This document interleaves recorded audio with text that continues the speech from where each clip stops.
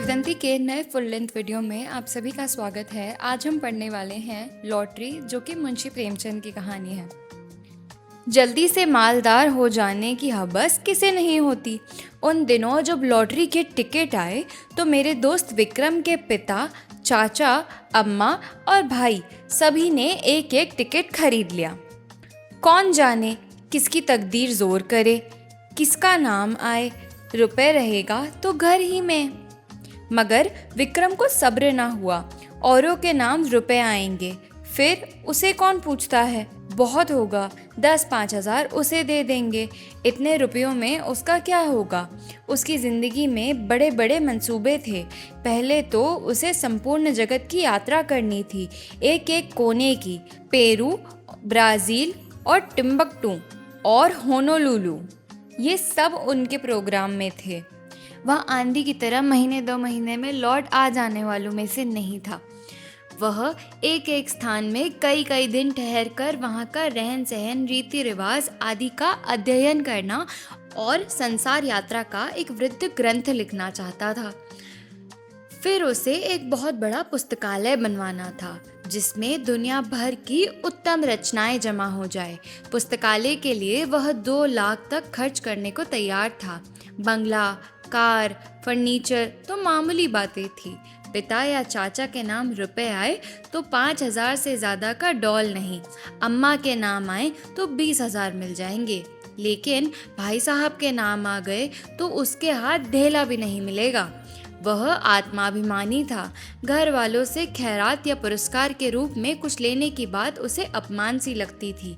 कहा करता था, भाई किसी के सामने हाथ फैलाने से तो गड्ढे में डूब मरना अच्छा है। जब आदमी अपने लिए संसार में कोई स्थान न निकाल सके तो यहाँ से प्रस्थान कर जाए।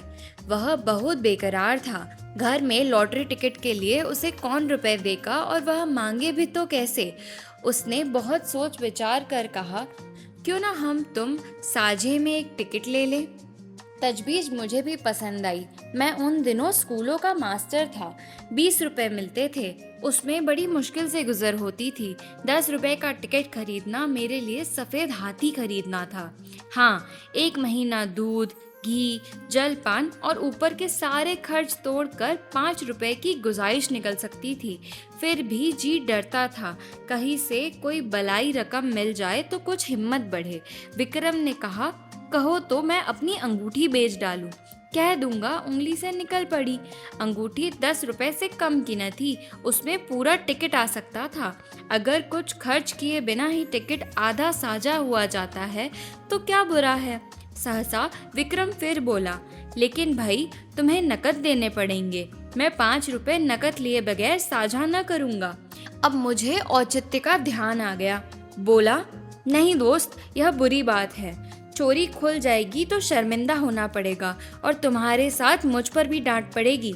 दुकान पर बेच डाली जाए और उस रुपए से टिकट लिया जाए। किताबों से ज़्यादा बेज़रूरत हमारे पास और कई चीज़ें न थी।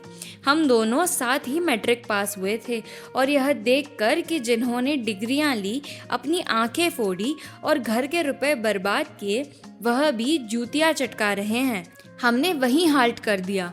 मैं स्कूल मास्टर हो गया और विक्रम मटरगश्त करने लगा। हमारी पुरानी पुस्तकें अब दीमकों के सिवा हमारे किसी काम की न थी। हमसे जितना चाटते बना चाटा, उनका सत्य निकाल लिया। अब चूहे चाटे या दीमक, हमें परवाह न थी। आज हम दोनों ने उन्हें कूड़ेदानों से निकाला और झाड़ पोंछ कर बड़ा सा गट्ठर बांधा। मैं मास्टर था, किसी बुक सेलर की दुकान पर किताब बेचते हुए झेंपता था। मुझे सभी पहचानते थे, इसलिए यह खिदमत विक्रम के सुपुर्द हुई, और वह आध घंटे में बस 10 रुपए का नोट लिए उछलता कूदता आ पहुंचा। मैंने उसे इतना प्रसन्न कभी न देखा था।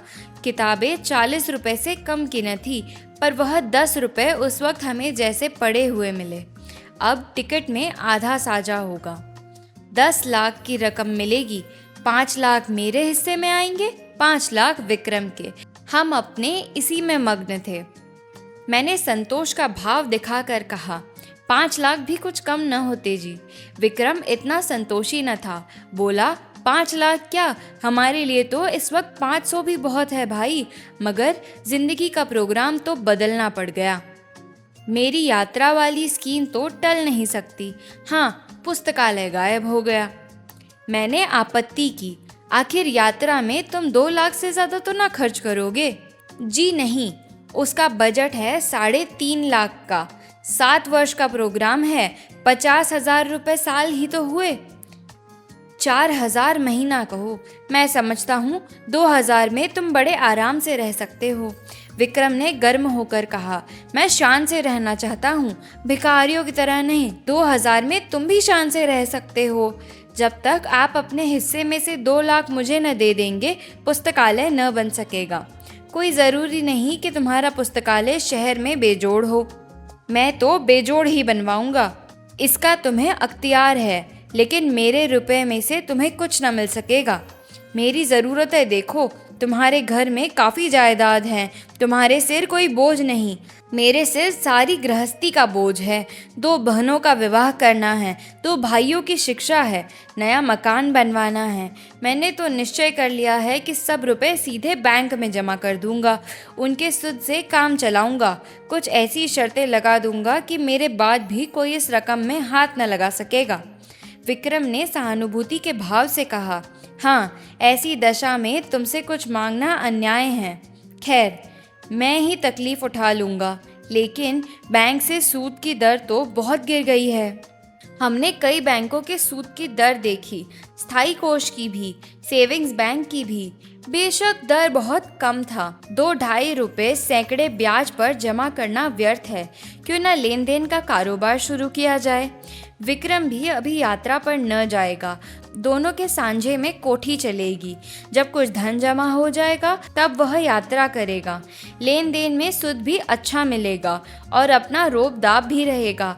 हाँ, जब तक अच्छी जमानत न हो, किसी को रुपए न देना चाहिए, चाहे आसामी कितना ही मातबर क्यों ना हो। और जमानत पर रुपए दे ही क्यों, जायदाद रहन लिखा कर रुपए देंगे, फिर तो कोई खटका न रहेगा। वह मंजिल भी तय हुई। अब प्रश्न उठा कि टिकट पर किसका नाम रहे। विक्रम ने अपना नाम रखने के लिए बड़ा आग्रह किया। अगर उसका नाम न रहा तो टिकट ही न लेगा। मैंने कोई उपाय न देखकर मंजूर कर लिया और बिना किसी लिखा पढ़ी के, जिससे आगे चलकर मुझे बड़ी परेशानी हुई। एक एक करके इंतज़ार के दिन कटने लगे। भोर होते ही हमारी आंखें कैलेंडर पर जाती। मेरा मकान विक्रम के मकान से मिला हुआ था। स्कूल जाने के पहले और स्कूल से आने के बाद हम दोनों साथ बैठकर अपने अपने मंसूबे बांधा करते और इस तरह सायम सायम की कोई सुन न ले। हम अपने टिकट के खरीद का रहस्य छिपाए रखना चाहते थे। यह रहस्य जब सत्य का रूप धारण कर लेगा, उस वक्त लोगों को कितना विस्मय होगा। उस दृश्य का नाटकीय आनंद हम नहीं छोड़ना चाहते थे। एक दिन बातों बातों में विवाह का जिक्र आ गया। विक्रम ने दार्शनिक गंभीरता से कहा, भाई, शादी वादी का जंजाल तो मैं नहीं पालना चाहता। व्यर्थ की चिंता और हाय हाय, पत्नी की नाज बर्दारी में ही बहुत से रुपए उड़ जाएंगे। मैंने इसका विरोध किया। हाँ, यह तो है, लेकिन जब तक जीवन के सुख दुख का कोई साथी न हो, जीवन का आनंद ही क्या। मैं तो विवाहित जीवन से इतना विरक्त नहीं हूँ। हाँ, साथी ऐसा चाहता हूँ जो अंत तक साथ रहे, और ऐसा साथी पत्नी के सिवा कोई दूसरा नहीं हो सकता। विक्रम जरूरत से ज्यादा तुनुक मिजाजी से बोला, खैर, अपना अपना दृष्टिकोण है। आपको बीवी मुबारक और कुत्तों की तरह उसके पीछे पीछे चलना तथा बच्चों को संसार की सबसे बड़ी विभूति और ईश्वर की सबसे बड़ी दया समझना मुबारक। बंदा तो आज़ाद रहेगा, अपने मज़े, जब चाहा उठ गए, जब चाहा घर आ गए। यह नहीं कि हर वक्त एक चौकीदार आपके सिर पर सवार हो। जरा सी देर हुई घर आने में और फौरन जवाब तलब हुआ, कहाँ थे अब तक?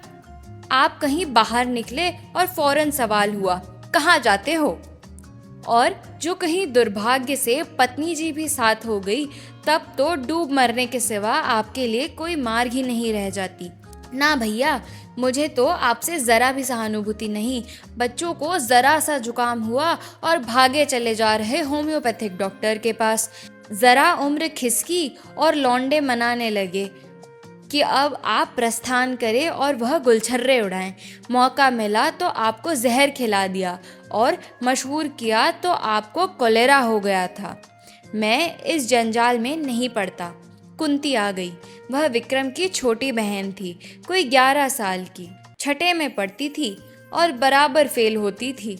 बड़ी चिबिल्ली, बड़ी शोक, इतने धमाके से द्वार खोला कि हम दोनों चौंक कर उठ खड़े हुए। विक्रम ने बिगड़ कर कहा, तू बड़ी शैतान है कुंती, किसने तुझे बुलाया यहाँ? कुंती ने खुफिया पुलिस की तरह कमरे में नज़र दौड़ा कर कहा, तुम लोग हरदम यहाँ किवाड़ बंद किए बैठे क्या बात करते रहते हो? जब देखो यहीं बैठे हो, न कहीं घूमने जाते हो न तमाशा देखने। कोई जादू मंतर जगाते होंगे। विक्रम ने उसकी गर्दन पकड़कर हिलाते हुए कहा, हाँ, मंतर जगा रहे हैं, जिसमें तुझे ऐसा दूल्हा मिले जो रोज गिनकर 5 हंटर जमाए, सड़ासड़। कुंती उसकी पीठ पर बैठकर बोली, मैं ऐसे दूल्हे से ब्याह करूंगी जो मेरे सामने खड़ा पूँछ हिलाता रहेगा। मैं मिठाई के दोने फेंक दूंगी और वह चाटेगा। जरा भी ची चपड़ करेगा तो उसका कान गर्म कर दूंगी।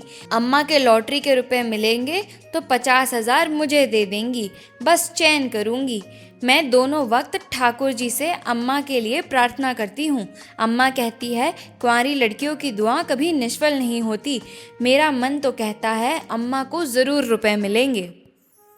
मुझे याद आया, एक बार मैं अपने ननिहाल देहात में गया था तो सूखा पड़ा हुआ था। भादों का महीना आ गया था, मगर पानी की बूंद नहीं। सब लोगों ने चंदा इकट्ठा करके गांव की सभी कुंवारी लड़कियों की दावत की थी और उसके तीसरे दिन मूसलाधार वर्षा हुई थी। अवश्य ही कुंवारियों की दुआ में असर होता है।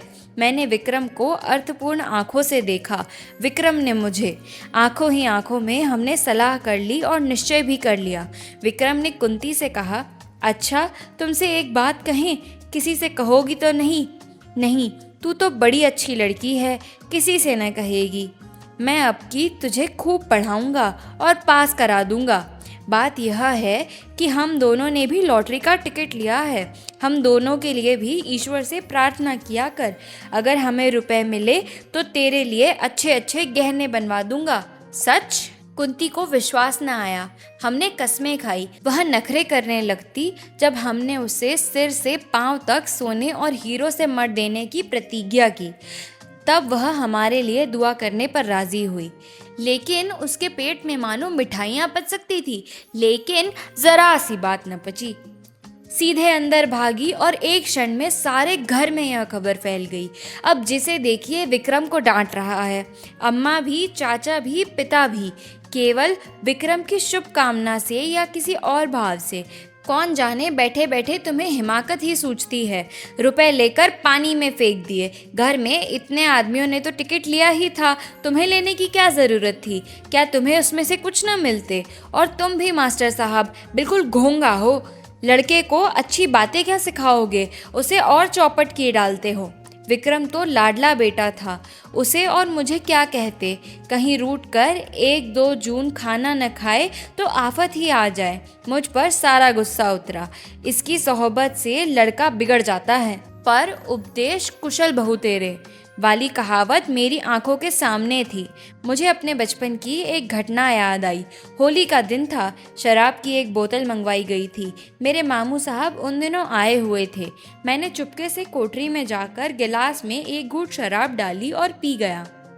अभी गला जल रहा था और आंखें लाल ही थी कि मामू साहब कोठरी में आ गए और मुझे मानो सेंध में गिरफ्तार कर लिया और इतने बिगड़े कि मेरा कलेजा सूख कर छुहारा हो गया।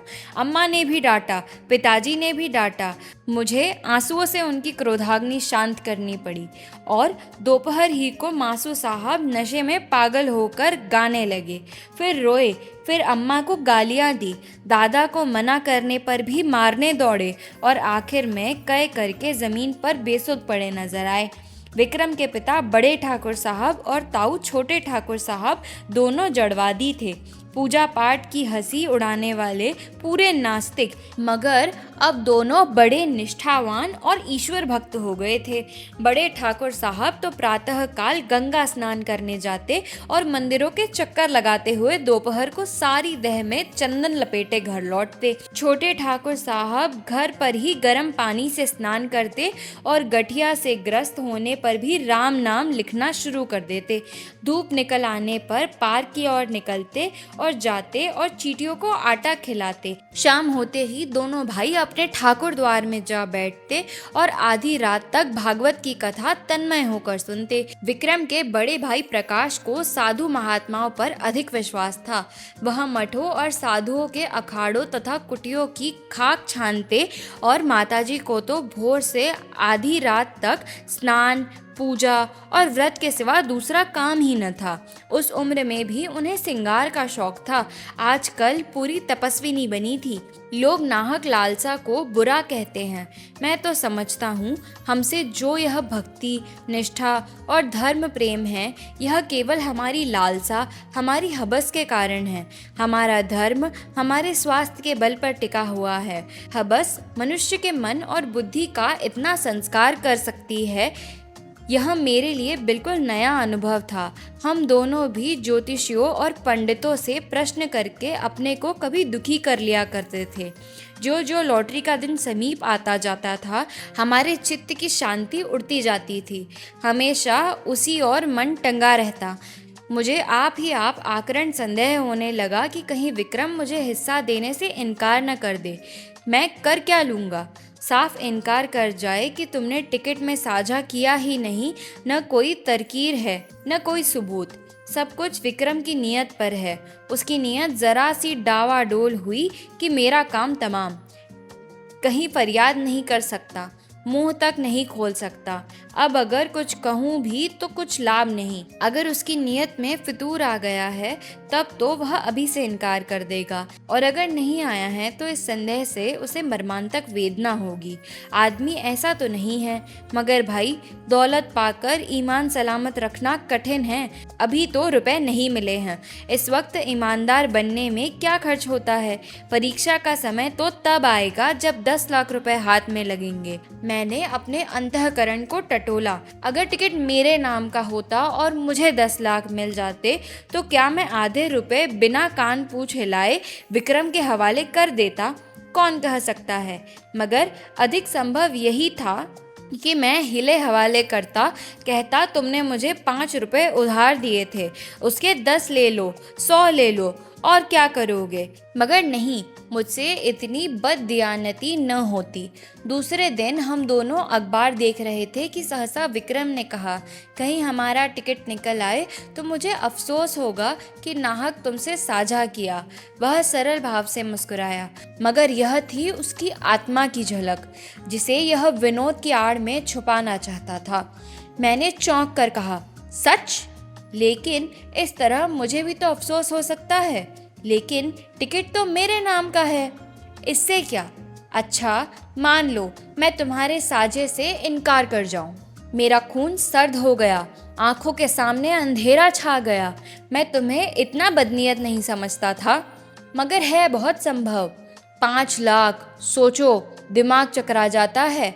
तो भाई अभी से कुशल है, लिखा पढ़ी कर लो, यह संशय रहे ही क्यों? विक्रम ने हंसकर कहा, तुम बड़े शकी हो यार। मैं तुम्हारी परीक्षा ले रहा था। भला ऐसा कहीं हो सकता है? 5 लाख क्या, 5 करोड़ भी हो, तब भी ईश्वर चाहेगा तो नियत में खलल ना आने दूंगा। किंतु मुझे उसके इन आश्वासनों पर बिल्कुल विश्वास न आया। मन में एक संशय बैठ गया। मैंने कहा, यह तो मैं जानता हूँ, तुम्हारी नीयत कभी विचलित नहीं हो सकती, लेकिन लिखा पढ़ी कराने में क्या हर्ज है? फिजूल है। फिजूल ही सही तो पक्के कागज पर लिखना पड़ेगा। 10 लाख की कोर्ट फीस ही 7,500 हो जाएगी। किस भ्रम में हैं आप? मैंने सोचा, बला से सादी लिखा पढ़ी के बल पर कोई कानूनी कार्रवाई न कर सकूंगा, पर इन्हें लज्जित करने का, इन्हें जलील करने का, इन्हें सबके सामने बेईमान सिद्ध करने का अवसर तो मेरे हाथ आएगा। और दुनिया में बदनामी का भय न हो तो आदमी न जाने क्या करे। अपमान का भय कानून के भय से किसी तरह कम क्रियाशील नहीं होता। बोला, मुझे सादे कागज पर ही विश्वास आ जाएगा। विक्रम ने लापरवाही से कहा, जिस कागज का कोई कानूनी महत्व नहीं उसे लिखकर क्या समय नष्ट करें। मुझे निश्चय हो गया कि विक्रम की नीयत में अभी से फितूर आ गया, नहीं तो सादा कागज लिखने में क्या बाधा हो सकती है। बिगड़ कर कहा, तुम्हारी नीयत तो अभी से खराब हो गई है। उसने निर्लज्जता से कहा, तो क्या तुम यह साबित करना चाहते हो कि ऐसी दशा में तुम्हारी नीयत न बदलती? मेरी नीयत इतनी कमज़ोर नहीं है, रहने भी दो। बड़ी नीयत वाले अच्छे अच्छों को देखा है। तुम्हें इसी वक्त लेख बंद होना पड़ेगा। मुझे तुम्हारे ऊपर विश्वास नहीं रहा। अगर तुम्हें मेरे ऊपर विश्वास ही नहीं है तो फिर मैं भी नहीं लिखता। तो क्या तुम समझते हो तुम मेरे रुपए हजम कर जाओगे? किसके रुपए और कैसे रुपए? मैं कह देता हूँ विक्रम, हमारी दोस्ती का ही अंत हो जाएगा, बल्कि इससे कहीं भयंकर परिणाम होगा। हिंसा की एक ज्वाला सी मेरे अंदर दहक उठी। सहसा दीवान खाने में झपड़ की आवाज सुनकर मेरा ध्यान उधर चला गया। यहाँ दोनों ठाकुर बैठा करते थे। उनमें ऐसी मैत्री थी जो आदर्श भाइयों में हो सकती है। राम और लक्ष्मण में भी इतनी ही रही होगी। झपक की तो बात ही क्या, मैंने उनमें कभी विवाद होते हुए न सुना था। बड़े ठाकुर जो कह दें वह छोटे ठाकुर के लिए कानून था, और छोटे ठाकुर की इच्छा देखकर ही बड़े ठाकुर कोई बात कहते थे। हम दोनों को आश्चर्य हुआ। दीवान खाने के द्वार पर जाकर खड़े हो गए। दोनों भाई अपनी अपनी कुर्सियों से उठकर खड़े हो गए थे। एक एक कदम आगे बढ़ आए थे। आंखें लाल, मुख विकृत, त्योरियां चढ़ी हुई, मुट्ठियां बंधी हुई, मालूम होता था बस हाथापाई होने वाली है। छोटे ठाकुर ने हमें देखकर पीछे हटते हुए कहा, सम्मिलित परिवार में जो कुछ भी और कहीं से भी और किसी के नाम भी आए वह सबका है, बराबर। बड़े ठाकुर ने विक्रम को देखकर एक कदम और आगे बढ़ाया। हरगिज नहीं, अगर मैं कोई जुर्म करूं तो मैं पकड़ा जाऊंगा। सम्मिलित परिवार नहीं, मुझे सजा मिलेगी, सम्मिलित परिवार को नहीं। यह वैयक्तिक प्रश्न है, इसका फैसला अदालत से होगा। शौक से अदालत जाइए। अगर मेरे लड़के, मेरी बीवी या मेरे नाम लॉटरी निकली तो आपका उससे कोई संबंध ना होगा। उसी तरह जैसे अगर आपके नाम लॉटरी निकले तो उससे, मुझसे, मेरी बीवी या मेरे लड़के से कोई संबंध ना होगा।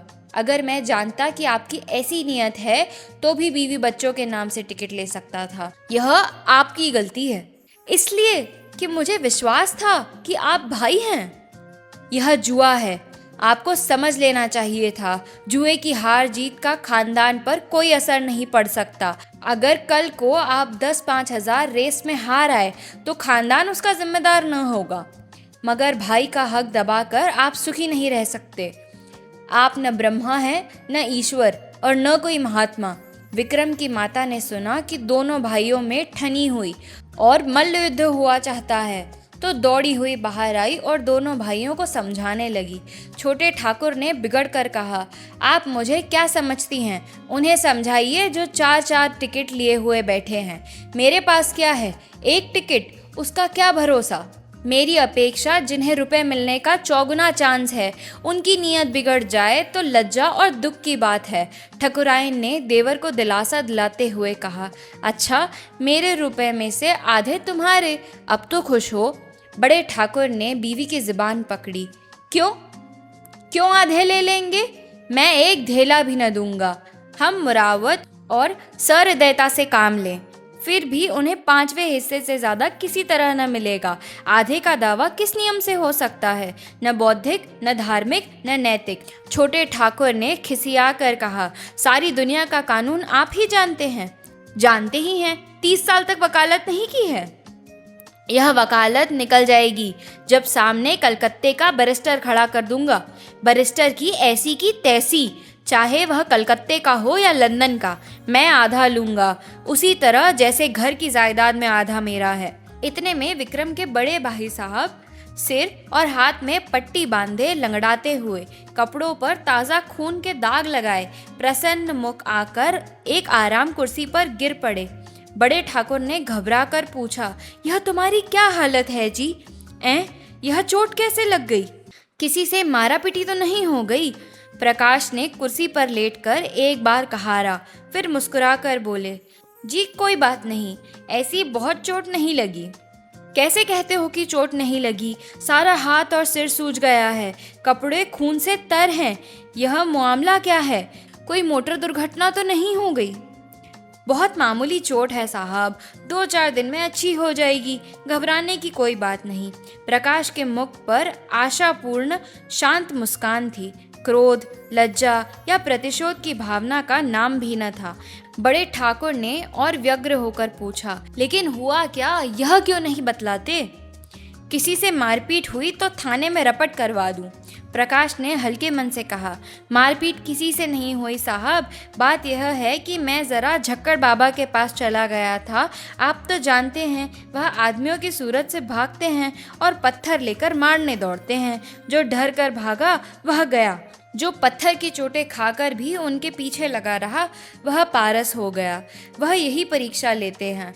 आज मैं वहाँ पहुँचा तो कोई 50 आदमी जमा थे। कोई मिठाई लिए, कोई बहुमूल्य भेंट लिए, कोई कपड़ों के थान लिए। झक्कड़ बाबा ध्यानावस्था में बैठे हुए थे। एकाएक उन्होंने आंखें खोली और यह जनसमूह देखा तो कई पत्थर चुनकर उनके पीछे दौड़े। फिर क्या था, भगदड़ मच गई। लोग गिरते पड़ते भागे, हुर्र हो गए। एक भी न टिका। अकेला मैं घंटा घर की तरह वहीं डटा रहा। बस उन्होंने पत्थर चला ही तो दिया। पहला निशाना सिर में लगा। उनका निशाना अचूक पड़ता है। खोपड़ी भिन्ना गई, खून की धारा बही चली, लेकिन मैं हिला नहीं। फिर बाबा जी ने दूसरा पत्थर फेंका, वह हाथ में लगा। मैं गिर पड़ा और बेहोश हो गया। जब होश आया तो वहाँ सन्नाटा था। बाबा जी भी गायब हो गए थे। अंतर ध्यान हो जाया करते हैं।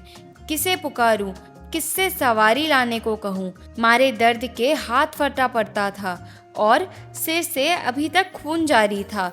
किसी तरह उठा और सीधा डॉक्टर के पास गया। उन्होंने देखकर कहा, हड्डी टूट गई है, और पट्टी बांध दी। गर्म पानी से सेकने को कहा है। शाम को फिर आएंगे। मगर चोट लगी तो लगी। अब लॉटरी मेरे नाम आई धरी है, यह निश्चय है। ऐसा कभी हुआ ही नहीं कि झक्कड़ बाबा की मार खाकर कोई नामुराद रह गया हो। मैं तो सबसे पहले बाबा की कुटी बनवाऊंगा। बड़े ठाकुर साहब के मुख पर संतोष की झलक दिखाई दी। फौरन पलंग बिछ गया। प्रकाश उस पर लेटे। ठकुराइन पंखा झेलने लगी। उनका भी मुख प्रसन्न था। इतनी चोट खाकर 10 लाख पा जाना कोई बुरा सौदा न था। छोटे ठाकुर के पेट में चूहे दौड़ रहे थे। जो ही बड़े ठाकुर भोजन करने लगे और ठकुराइन भी प्रकाश के लिए भोजन का प्रबंध करने गई, त्यों ही छोटे ठाकुर ने प्रकाश से पूछा, क्या बहुत जोर से पत्थर मारते हैं? जोर से तो क्या मारते होंगे? प्रकाश ने उनका आशय समझकर कहा, अरे साहब, पत्थर नहीं मारते, बम गोले मारते हैं। देव सा तो डील डोल है और बलवान इतने हैं कि घूसे में शेरों का काम तमाम कर देते हैं। कोई ऐसा वैसा आदमी हो तो एक ही पत्थर में टैं हो जाए। कितने ही तो मर गए, मगर आज तक झक्कड़ बाबा पर मुकदमा नहीं चला और 2-4 पत्थर मार कर ही नहीं रह जाते। जब तक आप गिर ना पड़े और बेहोश ना हो जाएं, वह मारते ही जाएंगे।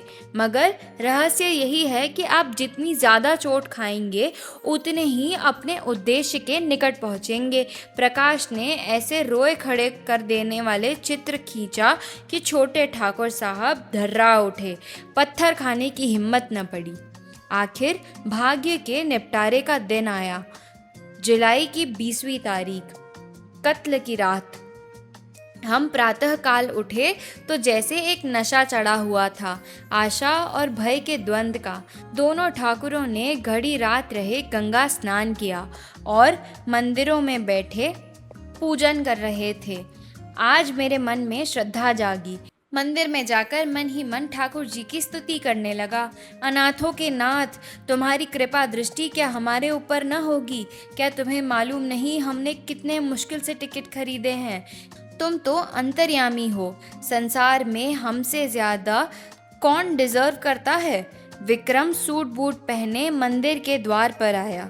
मुझे इशारे से बुलाकर इतना कहा, मैं डाक खाने जाता हूँ और हवा हो गया। जरा देर में प्रकाश मिठाई के थाल लिए हुए घर में से निकले और मंदिर के द्वार पर खड़े होकर कंगालों को बांटने लगे, जिनकी एक भीड़ जमा हो गई थी।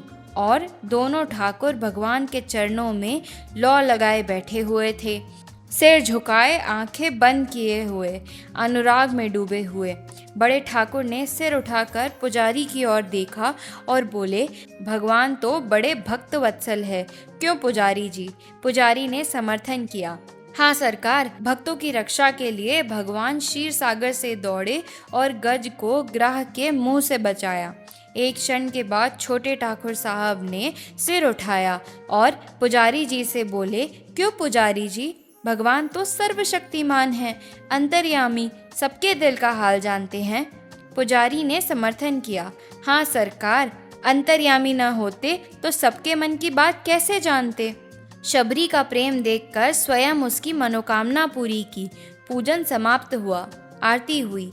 दोनों भाइयों ने आज ऊंचे स्वर में आरती गाई और बड़े ठाकुर ने 2 रुपए थाल में डाले, छोटे ठाकुर ने 4 रुपए डाले। बड़े ठाकुर ने एक बार कोप दृष्टि से देखा और मुंह फेर लिया। सहसा बड़े ठाकुर ने पुजारी से पूछा, तुम्हारा मन क्या कहता है पुजारी जी? पुजारी बोला, सरकार की फतेह है। छोटे ठाकुर ने पूछा, और मेरी? पुजारी ने उसी मुस्तैदी से कहा, आपकी भी फतेह है। बड़े ठाकुर श्रद्धा से डूबे भजन गाते हुए मंदिर से निकले। प्रभु जी, मैं तो आया शरण तिहारे। हाँ प्रभु जी। 1 मिनट में छोटे ठाकुर साहब भी मंदिर से गाते हुए निकले। अब पत राखो मोरे दयानिधि, तोरी गति लेखी न परे। मैं भी पीछे निकला और जाकर मिठाई बांटने में प्रकाश बाबू की मदद करनी चाहिए। उन्होंने थाल हटाकर कहा, आप रहने दीजिए, मैं अभी बांटे डालता हूँ। अब रह ही कितनी गई है। मैं खिसिया कर डाक खाने की तरफ चला कि विक्रम मुस्कुराता हुआ साइकिल पर आ पहुंचा। उसे देखते ही सभी पागल हो गए। दोनों ठाकुर सामने ही खड़े थे। दोनों बाज की तरह झपटे। प्रकाश के थाल में थोड़ी मिठाई बच रही थी। उसने थाल जमीन पर पटका और दौड़ा, और मैंने तो उस उन्माद में विक्रम को गोद में उठा लिया, मगर कोई उससे पूछता नहीं। सभी जय जयकार की हाँक लगा रहे हैं। बड़े ठाकुर ने आकाश की ओर देखा, बोले, राजा रामचंद्र की जय। छोटे ठाकुर ने छलांग मारी, बोलो हनुमान जी की जय। प्रकाश तालियां बजाता हुआ चीखा, दुहाई झक्कड़ बाबा की। विक्रम ने और जोर से कहा मारा और फिर अलग खड़ा होकर बोला, जिसका नाम आया है उससे 1 लाख लूंगा। बोलो, है मंजूर? बड़े ठाकुर ने उसका हाथ पकड़ा, पहले बता तो। ना, यो नहीं बताता। छोटे ठाकुर बिगड़े, महज बताने के लिए 1 लाख? शाबाश। प्रकाश ने त्योरी चढ़ाई, क्या डाक खाना हमने देखा नहीं? अच्छा, तो अपना अपना नाम सुनने के लिए तैयार हो जाओ। सभी लोग फौजी अटेंशन की दशा में निश्चल खड़े हो गए। होश हवास ठीक रखना। सभी पूर्ण सचेत हो गए। अच्छा, तो सुनिए कान खोलकर, इस शहर का सफाया है। इस शहर का ही नहीं, संपूर्ण भारत का सफाया है। अमेरिका के एक हबशी का नाम आ गया। बड़े ठाकुर झल्लाए, झूठ मूठ, बिल्कुल झूठ। छोटे ठाकुर ने पैंतरा बदला, कभी नहीं। 3 महीने की तपस्या यूं ही रही। वाह। प्रकाश ने छाती ठोक कर कहा, यहाँ सिर उड़वाए और हाथ तुड़वाए बैठे हैं, दिल लगी है। इतने में और 50 आदमी उधर से रोनी सूरत लिए निकले। ये बेचारे भी डाक खाने से अपनी किस्मत को रोते चले आ रहे थे। मार ले गया अमेरिका का हबशी, अभागा, पिशाच, दुष्ट। अब कैसे किसी को विश्वास न आता। बड़े ठाकुर झल्लाए हुए मंदिर में गए और पुजारी को डिसमिस कर दिया। इसलिए तुम्हें इतने दिनों से पाल रखा है, हराम का माल खाते हो और चैन करते हो। छोटे ठाकुर साहब की तो जैसे कमर टूट गई। 2-3 बार सिर पीटा और वहीं बैठ गए। मगर प्रकाश के क्रोध का पारावार न था। उसने अपना सोटा लिया और झक्कड़ बाबा की मरम्मत करने चला। माताजी ने केवल इतना कहा, सबों ने बेईमानी की है, मैं कभी मानने की नहीं। हमारे देवता क्या करे, किसी के हाथ से थोड़ी छीन लाएंगे। रात को किसी ने खाना नहीं खाया। मैं भी उदास बैठा हुआ था कि विक्रम आकर बोला, चलो होटल से कुछ खा आएं, घर में तो चूल्हा नहीं जला। मैंने पूछा, तुम डाक खाने से आए तो बहुत प्रसन्न क्यों थे? उसने कहा, जब मैंने डाक खाने के सामने हजारों की भीड़ देखी तो मुझे अपने लोगों के गधेपन पर हंसी आई। एक शहर में जब इतने आदमी तो सारे हिंदुस्तान में इसके 1000 गुना से कम न होंगे और दुनिया में तो लाख गुना से भी ज्यादा हो जाएंगे। मैंने आशा का एक पर्वत सा जो खड़ा कर रखा था वह जैसे एक बारगी इतना छोटा हुआ कि राई बन गया और मुझे हंसी आई, जैसे कोई दानी पुरुष एक छटाक भर अन्न हाथ में लेकर 1 लाख आदमियों को न्योता दे बैठे और यहाँ हमारे घर का एक एक आदमी समझ रहा है कि। मैं भी हंसा। हाँ, बात तो यथार्थ में यही है और हम दोनों लिखा पढ़ी के लिए लड़े मरते थे।